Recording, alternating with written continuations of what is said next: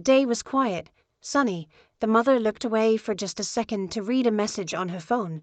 When she looked back toward the play area, her son was gone. She frantically looked around, running through every corner, but he was nowhere to be found. Her heart clenched in panic. Mark! No answer. She rushed to the door, ran outside. Nothing. And then she saw it. A small ball rolling down the sidewalk. The same ball he had been playing with. Kept rolling until it stopped on the other side of the road. The sound of traffic. Her head spun. No. No.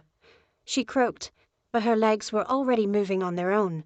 Her eyes darted everywhere until they locked onto a tiny figure crawling across the asphalt.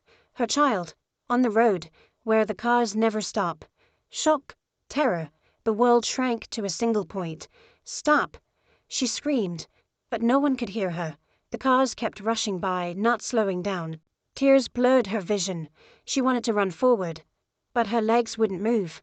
And then, something white flashed in the corner of her eye. A dog, a massive white Labrador, sprang out of nowhere.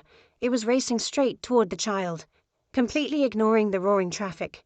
1 second, 2, impact, a screech of brakes, a screech of tires, a dull thud. The world froze. The woman screamed, covering her face with her hands. It took her a few seconds to gather the courage to look. In the middle of the road, right in front of a speeding car, lay a white dog, and next to it her son, alive. The child lay on the asphalt, terrified but unharmed.